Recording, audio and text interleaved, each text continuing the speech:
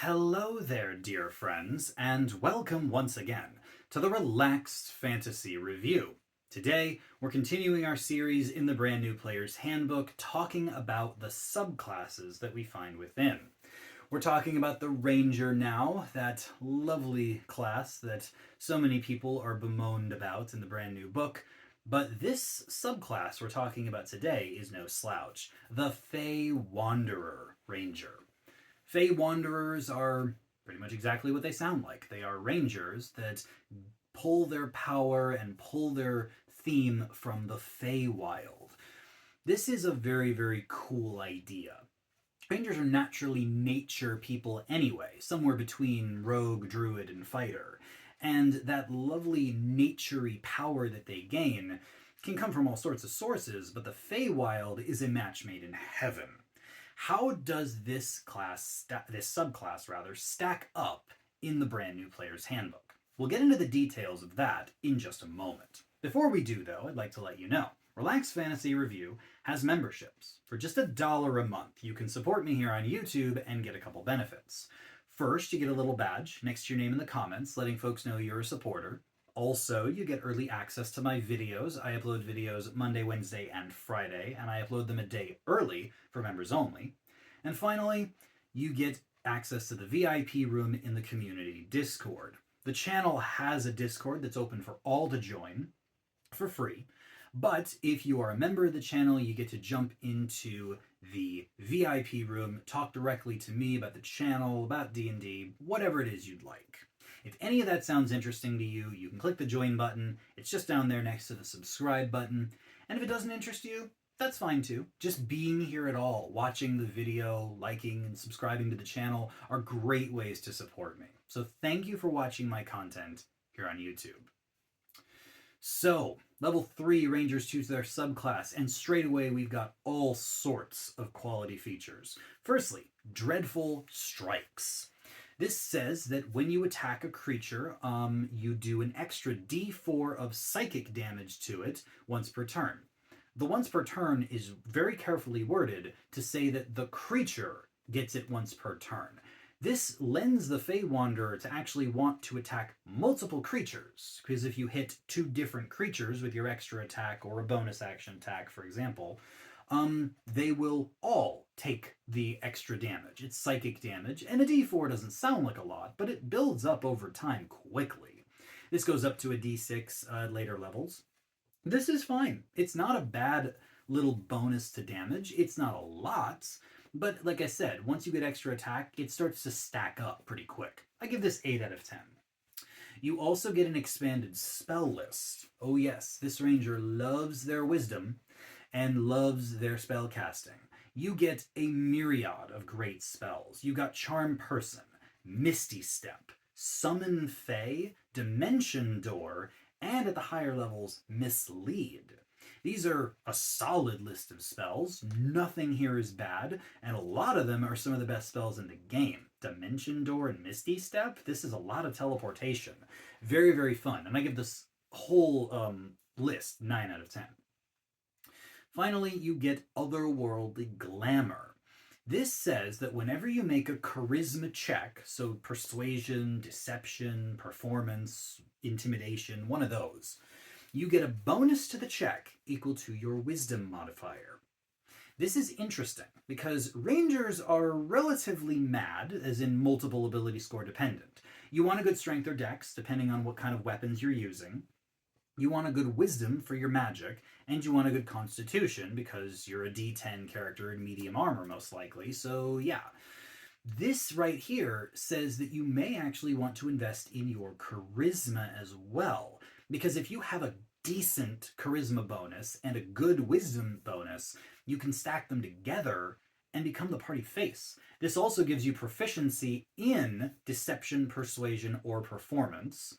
So lots of Fey trickiness here. And I think that this is a wonderful sell for a wisdom-based ranger. Let dexterity sit down at 14 or something, so you can at least get some good benefits out of your medium armor. And then focus on wisdom. Take Shillelagh from Druidic Warrior, or even, another attack cantrip like Thorn Whip or Starry Wisp. This will allow you to give your charisma just a little bit of an extra bump. Maybe get it up to a 12 or something if if you got a wisdom of 16, dex of 14, con of 14. You can get a 12 in your charisma, surely.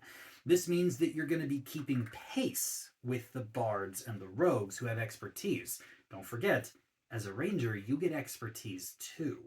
You can be an actual good party face with this power. And because you're getting a proficiency in one of the skills, I cannot give this anything but a 10 out of 10. It's incredibly powerful for a ranger that would normally not care about their charisma. Moving along to level 7, you get the power Beguiling Twist. First of all, you have advantage on saving throws to avoid or end charm or fear. Both very debilitating conditions. Charm, not the most common out there. Fear, on the other hand, relatively common, and both of them suck. But the cool power here is that when you or a creature you can see within 120 feet succeed on a save to avoid or end charm or fear. So, enemies targeting you for fear. Let's just paint that picture. They target you, they try to scare you. You've got advantage, so you're probably succeeding. You succeed on your save. You can use your reaction to force another creature within 120 feet of you to make a wisdom save, and if they fail, they are charmed or frightened of you for 1 minute. They get to repeat the save every turn, or at the end of their turn, rather. So, not only are you getting advantage against 2 nasty conditions, but as a reaction, when those conditions are thrown at you or your allies, you can just target a different creature for the same thing, and there's no resource cost, no spell slot, no proficiency bonus times per day, none of that. I think this is incredible value. Reactions are not something rangers do that much. They're not a reaction stacked class. They don't get shield, they don't have reaction attacks regularly. This is wildly good. And charm or fear, what's most interesting about this one is that a lot of creatures out there that dish out charm or fear are themselves immune to charm or fear, but you get to pick. Let's say there's a dragon and they're throwing a fear effect on you, or what's even better than a dragon? How about an undead? There are lots of undead that do fear effects and they themselves are immune to fear. Well, if they're immune to fear, then try charming them instead, because you can do that. It doesn't have to match what they're doing to you.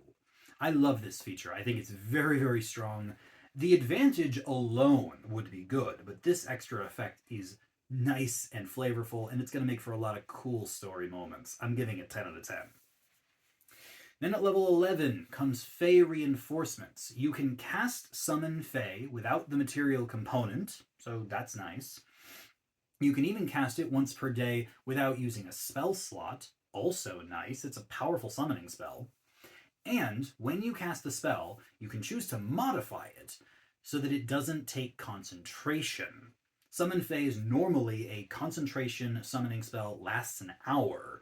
When you use it without concentration, you can make it only last 1 minute.